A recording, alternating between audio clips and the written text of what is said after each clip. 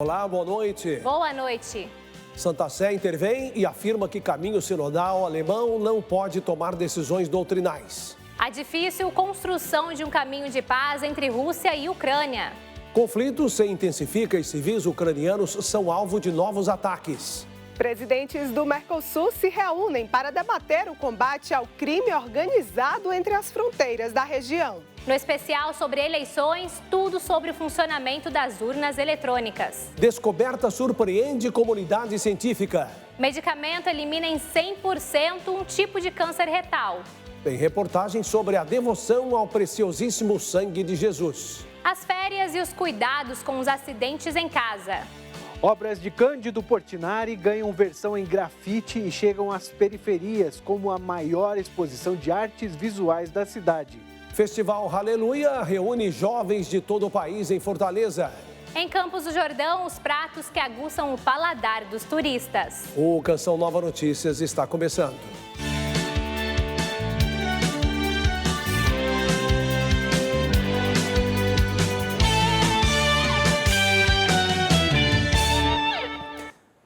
Quem acompanha o Canção Nova Notícias sabe que o nosso jornalismo tem uma proposta editorial sobre vida e esperança. E como gostaríamos de noticiar aqui que agressões e ataques contra a Ucrânia não acontecem mais. Infelizmente, a situação tem piorado. O olhar é de quem vê a infância embaçada pelo medo. O sentimento de perda é visível. Hoje pela manhã, as forças russas lançaram mísseis múltiplos e granadas nas ruas de Kharkov. Era uma parada de ônibus perto de um mercado da cidade, no leste da Ucrânia. 3 pessoas morreram.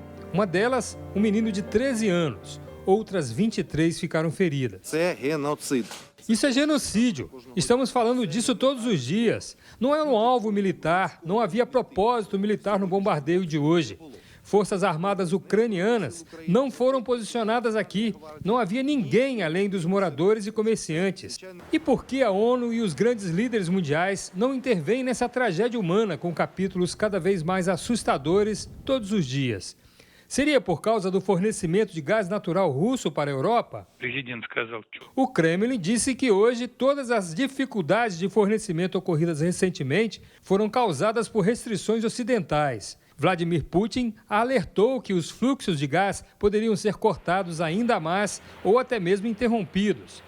Mas a Rússia retomou hoje cedo o bombeamento de gás natural para a Europa, após uma interrupção de 10 dias, e acalmou os temores imediatos de abastecimento de gás no inverno da Europa. O porta-voz do Kremlin, Dmitry Peskov, disse que a Rússia continua sendo uma parte muito importante e indispensável da segurança energética europeia e que Putin explica que é errado falar de qualquer chantagem. Esta é uma afirmação absolutamente incorreta e nós a rejeitamos categoricamente, disse Peskov. Mas, por garantia, a Comissão Europeia pediu aos Estados-membros da União Europeia que reduzam o consumo de gás em 15% nos próximos meses. Tudo para evitar problemas com um possível corte completo do fornecimento de gás natural da Rússia, o que garantiria um abastecimento mínimo dos 27 países no próximo inverno. Enquanto isso, na Ucrânia, ninguém consegue acreditar que o mundo não enxerga toda a devastação que o país vive, mesmo depois de ter ouvido a Rússia dizer que sua operação militar especial não tinha como alvo os civis, mesmo depois de todo o planeta ver as cidades ucranianas sendo devastadas e suas crianças morrerem ou viverem assustadas todo o tempo.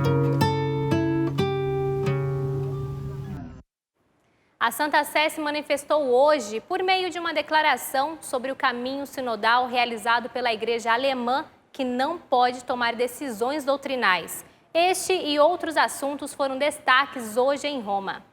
A declaração vaticana deixa claro: o sínodo na Alemanha não tem poder para obrigar bispos e fiéis a novas formas de governo e novas abordagens de doutrina e moral. No documento, a Santa Sé esclarece ter tomado essa atitude para proteger a liberdade do povo de Deus e o exercício do ministério episcopal, porque as iniciativas alemãs podem ferir a comunhão e ameaçar a unidade da Igreja. Citando palavras do Papa Francisco, o posicionamento da Sé Vaticana espera que as propostas alemãs se encontrem no caminho sinodal que a Igreja inteira percorre para enriquecimento e testemunho da unidade que manifesta a fidelidade a Cristo. Outra notícia de Roma foi o convite do Papa para o Dia Mundial de Oração pelo Cuidado da Criação, que acontece em 1º de setembro. O chamado Tempo da Criação, que vai até 4 de outubro, festa de São Francisco de Assis.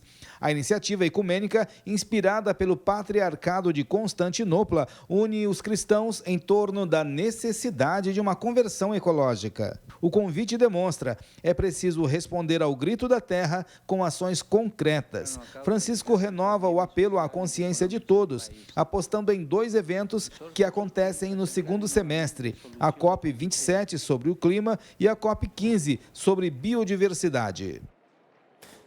Agora a gente muda de assunto para falar de economia e vamos à capital financeira do país conversar sobre o preço do leite no Brasil. Rodrigo Luiz, boa noite para você. Isso mesmo, boa noite para vocês e para todos que estão acompanhando agora o Canção Nova Notícias. Ontem a gente mostrou como fazer para manter o pãozinho no café da manhã. Hoje a gente fala do preço do leite, que está mais caro para o produtor rural e, consequentemente, para o consumidor. De acordo com a Companhia Nacional de Abastecimento, o preço mínimo do leite teve um aumento de 21%. A produção de 1 litro de leite chega a custar R$ 1,79. Nas prateleiras dos supermercados de São Paulo, o litro do leite chega a custar R$ 8,00. E o consumidor ainda vai enfrentar essa alta dos preços. De acordo com a Associação Paulista de Supermercados, é esperado um aumento do leite e de seus derivados até outubro deste ano. De São Paulo, Aline Mércio, para o Canção Nova Notícias. Bom, o assunto agora é ciência. Um remédio já em uso no Brasil surpreendeu a comunidade científica durante o estudo feito nos Estados Unidos. Trata-se de um medicamento capaz de eliminar em 100% um tipo de câncer retal. O dostarlimab é usado no Brasil contra o câncer no endométrio. Mas nos Estados Unidos, pesquisadores de um centro de saúde de Nova York testaram o medicamento em 12 pacientes com diagnóstico de câncer no reto. O resultado é que a droga fez desaparecer o câncer em 100% dos casos.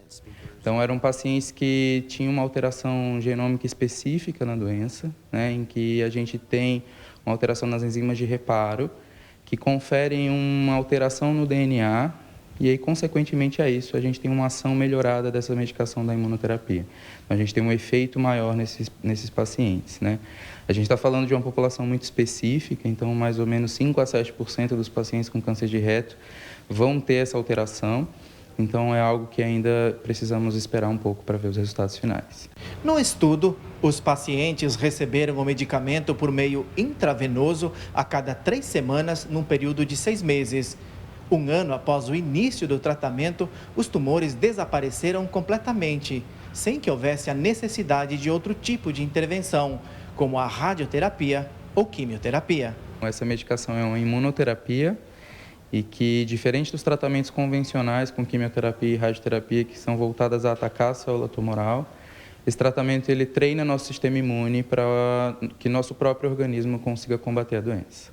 Apesar dos resultados promissores, o medicamento ainda demanda por mais estudos antes de ser indicado para o tratamento de câncer retal. A gente tem um estudo que é com resultado fantástico, Acredito que a gente nunca viu isso ainda na oncologia, de 100% dos pacientes responderem a um tratamento, Mas são apenas 12 pacientes, então é uma amostra muito pequena. A gente precisa de uma amostra maior para entender realmente o real benefício dessa medicação e não só isso, o tempo de resposta. Então, o acompanhamento médio do estudo foi de 12 meses e a gente precisa de um pouco mais de tempo de acompanhamento para poder aumentar o número de pacientes estudados.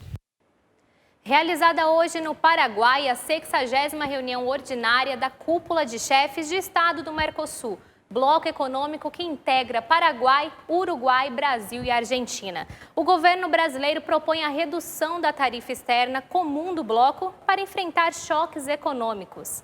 Vamos a Brasília saber mais sobre essa reunião com a Liana Nunes. Liana, boa noite. Olá, boa noite a você, boa noite a todos que nos acompanham. Olha, a reunião aconteceu na cidade de Assunção, no Paraguai. Apesar de ter sido o primeiro encontro presencial dos líderes desde o início da pandemia, o presidente Jair Bolsonaro não viajou para a sede do evento em virtude dos compromissos oficiais no Palácio do Planalto, mas participou da reunião por videoconferência. O momento foi marcado pelo debate sobre o crime organizado entre as fronteiras da região e pela troca da presidência do Mercosul, antes de responsabilidade do Paraguai. O Uruguai agora comanda a cadeira do bloco econômico por 6 meses. E hoje, a partir das 10 horas da noite, você acompanha aqui na TV Canção Nova o programa Além da Notícia. Hoje você vai ficar por dentro do impacto causado pela evolução e manuseio das tecnologias digitais na rotina social e como isto vem afetando o desenvolvimento cognitivo do ser humano. O ser humano está cada vez mais conectado à internet e tem a tecnologia como instrumento de solução em rotinas do cotidiano. A aplicação de ferramentas tecnológicas deixa a vida mais simples e mais rápida. Mas será que também não gera uma ameaça ao desenvolvimento natural da inteligência humana? Essa habilidade depende de uma combinação que vai desde a gestação até a fase adulta. De acordo com o resultado de uma pesquisa da Associação Americana de Pediatria, a exposição de crianças menores de 2 anos a aparelhos como tablets, smartphones e videogames prejudica o desenvolvimento cognitivo, criando barreiras e dificultando o desenvolvimento da capacidade de pensar e compreender. Jovens e adultos, a partir da disponibilidade de informações rápidas, também correm o risco de substituir a vida social pela online com muita naturalidade. A consequência é que o excessivo uso de redes sociais, jogos violentos e aplicativos de filmes e séries levam ao surgimento de sintomas de depressão, ansiedade, isolamento social, além de privação do sono e redução da autoestima. Por isso, rotinas que intercalam a convivência familiar, uma boa leitura, escutar uma música agradável, interagir com os colegas sem mexer no celular com frequência, entre outras atividades, são importantes para garantir o desenvolvimento saudável do cérebro. Olha, e sobre este assunto, Ronaldo da Silva conversa com a doutora Juliana Felipe, neuropediatra e neurofisiologista. Só lembrando, o programa começa às 10 horas da noite aqui na TV Canção Nova. E agora vamos falar sobre eleições. Na segunda reportagem da série 2022, o Brasil de Olho na Democracia, vamos conhecer mais sobre as urnas eletrônicas brasileiras.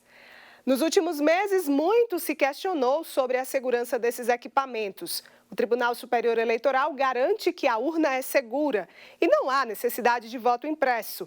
Alguns especialistas, no entanto, afirmam que o sistema de segurança pode ser melhorado.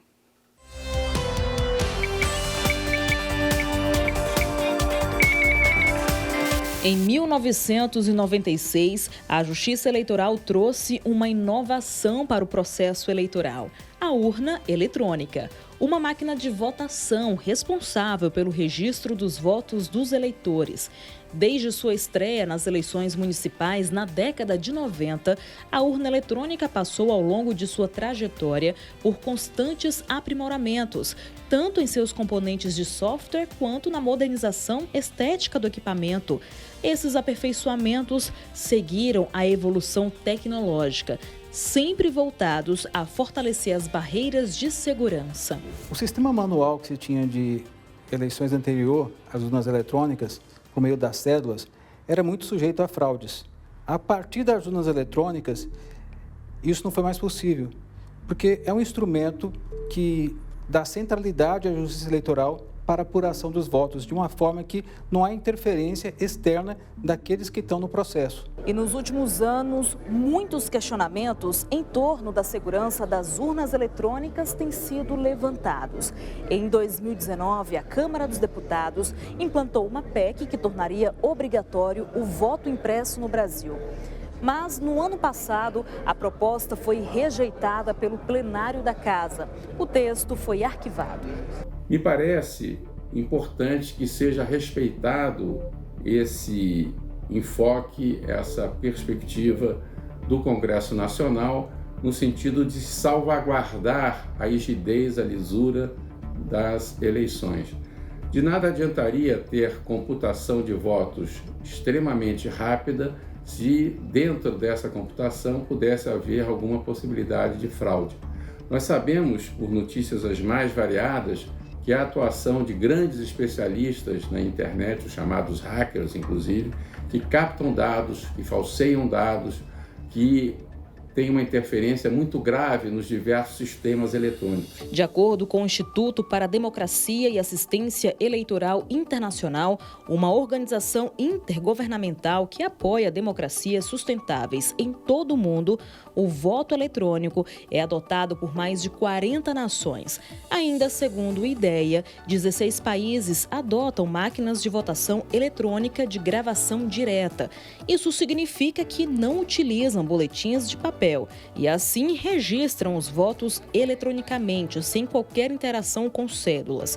Durante uma audiência pública no Congresso Nacional em 2021, peritos afirmaram que não há evidência de fraude com as urnas eletrônicas, mas disseram também que elas podem ser aprimoradas, com um sistema que poderá garantir ainda mais segurança. Teve um tribunal agora que foi hackeado e teve um impacto muito grande, que a gente achava que era impossível de ser invadido, foi invadido. E a gente acha isso hoje do nosso processo eleitoral, que é impossível, né? Mas quanto maior o investimento, maior a segurança, maior a garantia, e eu acho que todo investimento nessa área não é dinheiro posto fora, é uma segurança do nosso processo, que tem tanto valor aí que a gente não consegue nem mensurar. Quanto mais controles tivermos, melhor e melhor para a nossa sociedade. No mês de maio deste ano, a Comissão Avaliadora do Teste Público de Segurança do Sistema Eletrônico de Votação afirmou no relatório final apresentado ao presidente do Tribunal Superior Eleitoral, ministro Luiz Edson Fachin, que os resultados obtidos nos procedimentos demonstram autoridade no sistema eleitoral. O TPS é um conjunto de ações controladas realizadas por especialistas com o objetivo de identificar eventuais vulnerabilidades e falhas que violem a integridade e o sigilo dos votos de uma eleição.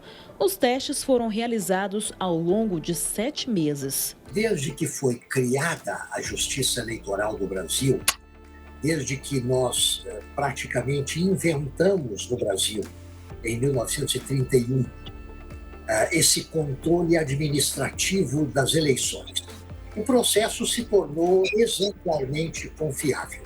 A Justiça Eleitoral passou a ser o mais completo banco de dados que o Brasil possui. O processo eleitoral brasileiro, porque não pendurado na rede, porque perfeitamente autônomo, já foi testado repetidas vezes e demonstrou a sua altíssima qualidade.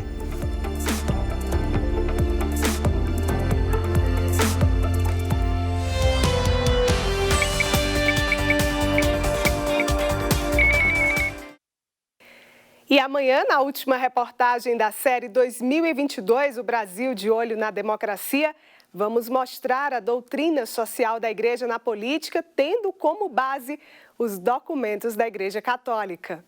O mês de julho é dedicado à devoção ao preciosíssimo sangue de Cristo.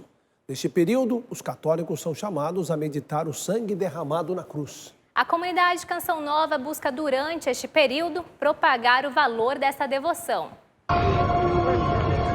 O momento marcante que a humanidade teve mais contato com o preciosíssimo sangue foi durante a crucificação de Cristo.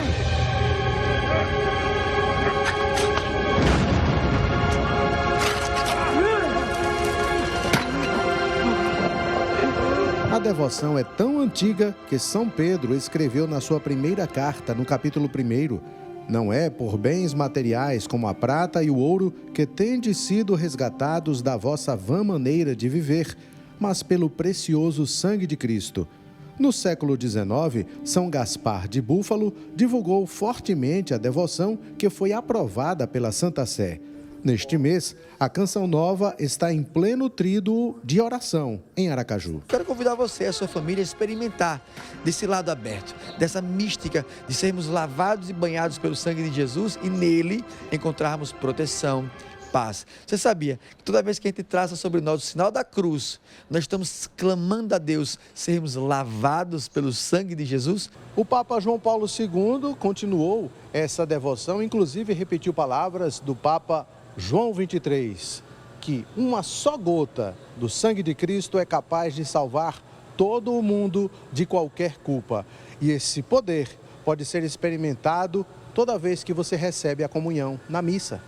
Dona Romilda teve uma experiência mística no momento que comungou a Eucaristia. Eu senti o meu paladar diferente. Então a hóstia virou assim como fosse um pedaço de carne. E senti o gosto profundo do sangue.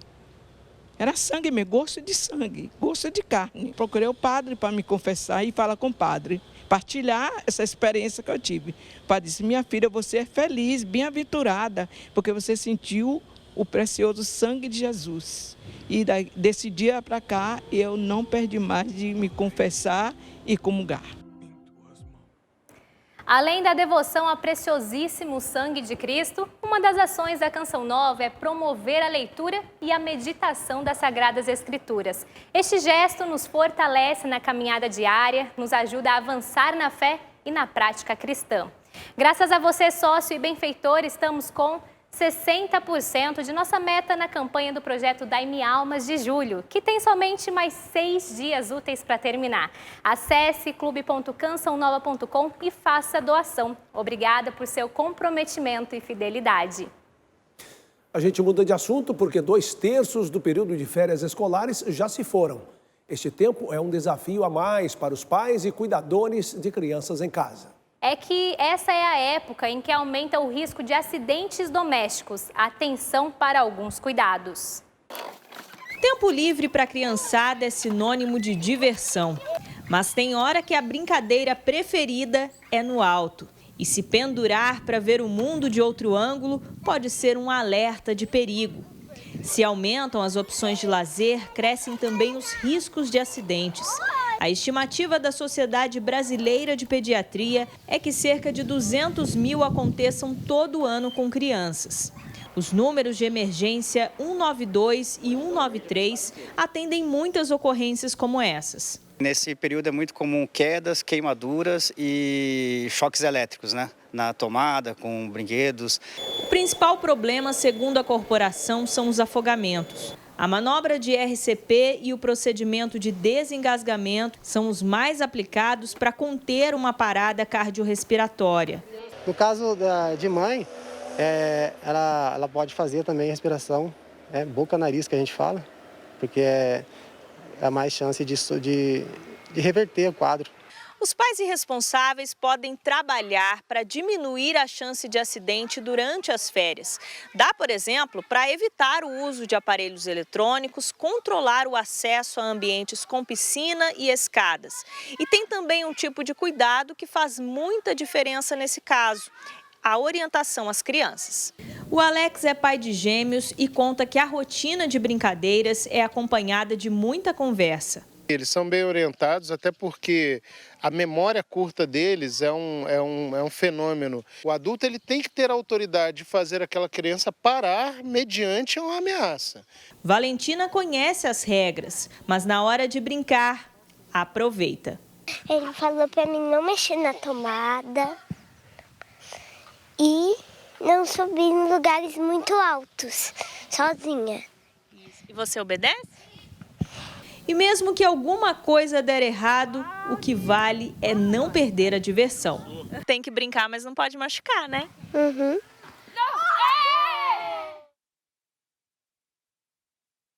Atenção, pais, cuidado nunca é demais. Vamos agora à previsão do tempo? A chuva ganha força na costa leste do Nordeste. Mesmo não atingindo milímetros expressivos, é necessário atenção, visto que a região passou por uma temporada de fortes chuvas que causaram enchentes e deslizamentos de terra.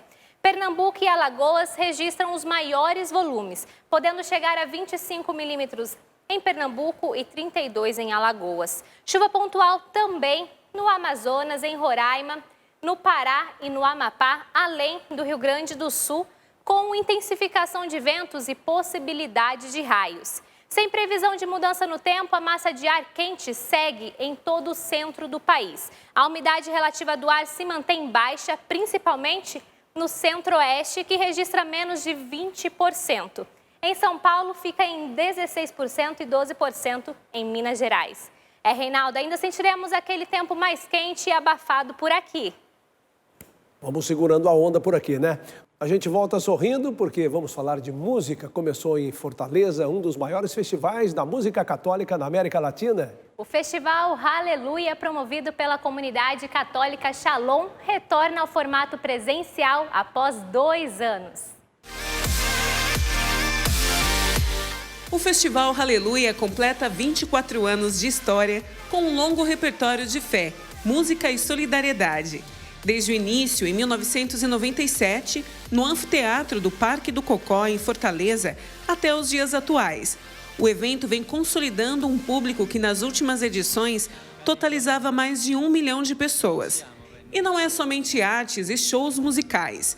Durante o festival, missionários da comunidade católica Shalom estarão no local para oferecer escuta e orientação espiritual ao público. Festival Hallelujah. Na sua 24ª edição, o Festival Hallelujah volta ao formato presencial após 2 anos de pandemia. E temos uma expectativa de um grande público que vem para se animar com mais de 20 atrações que teremos no nosso palco Alive. Teremos na nossa programação Padre Fábio de Mello, Adriana Arides, Ministério Amor e Adoração da Canção Nova. Teremos também Banda Rosa de Saron, Missionário Shalom, Yuri Costa, Ana Gabriela, Davidson Silva, irmã Kelly Patrícia, muitas atrações no nosso palco Alive.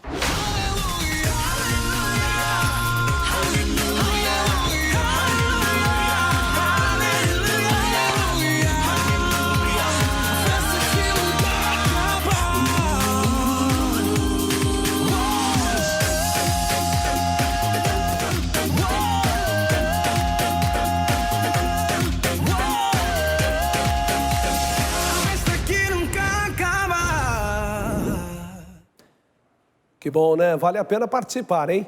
Olha, voltamos a São Paulo com Rodrigo Luiz, que tem dica cultural. E como precisamos de arte e cultura, é com você, Rodrigo.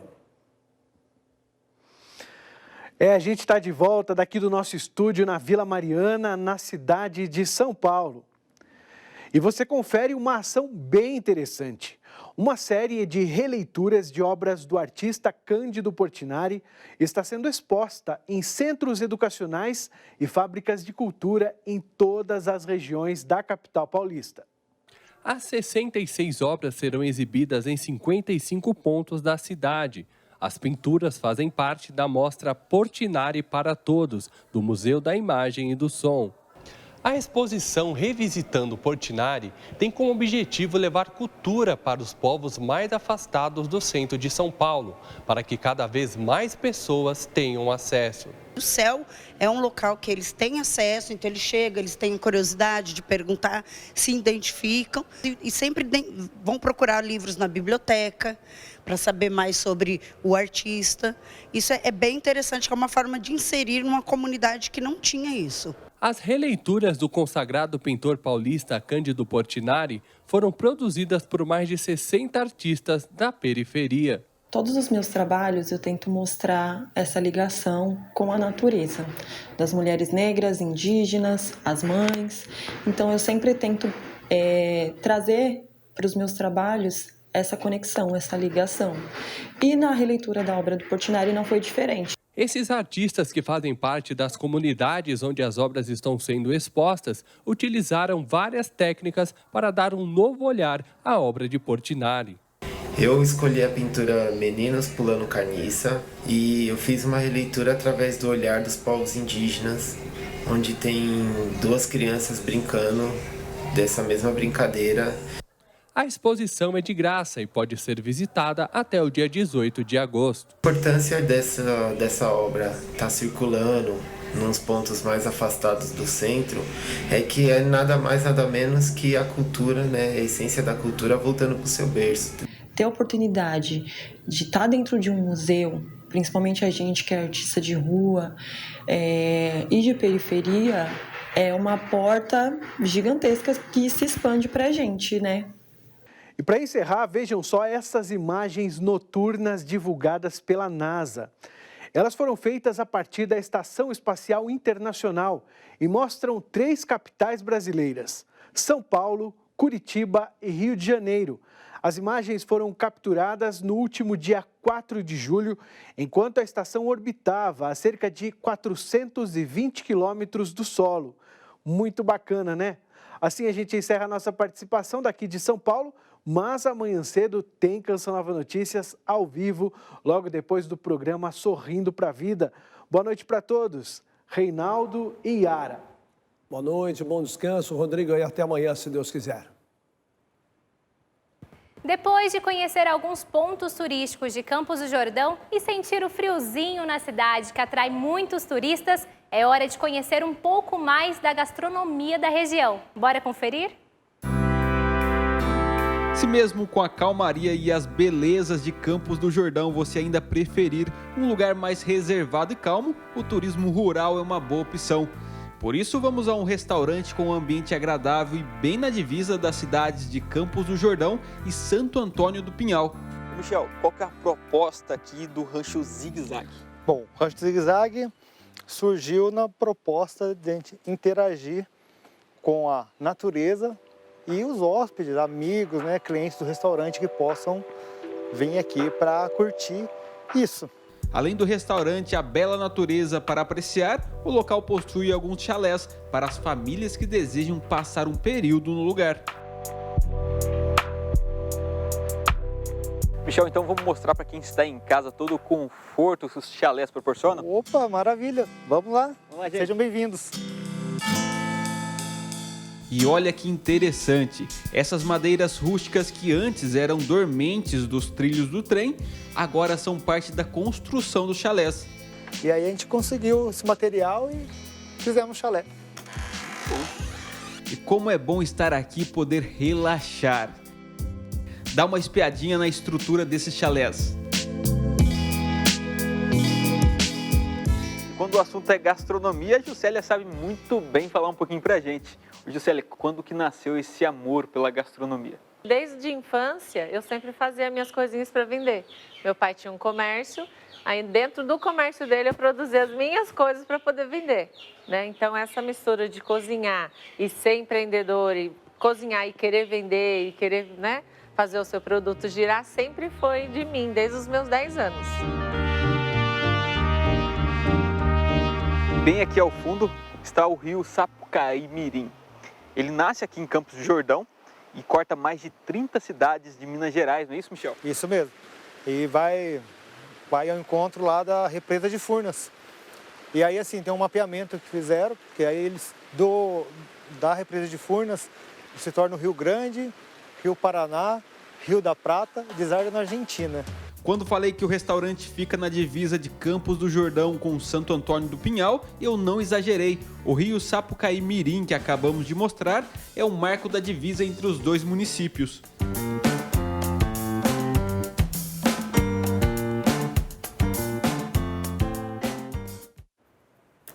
Que lugar lindo! Na reportagem de amanhã, você vai conhecer um ambiente de gelo que atrai mais de 5.000 pessoas por mês em um lugar rústico no estilo norte-americano. Pois bem, com essas imagens maravilhosas de Campos do Jordão, Canção Nova Notícias fica por aqui. Reveja as reportagens no site noticias.cançãonova.com. Assista a seguir a transmissão da Santa Missa. Às 9 tem Escola da Fé e às 10 você assiste ao programa Além da Notícia com a apresentação de Ronaldo da Silva. Uma ótima noite a você. A gente se vê amanhã, boa noite e paz para você.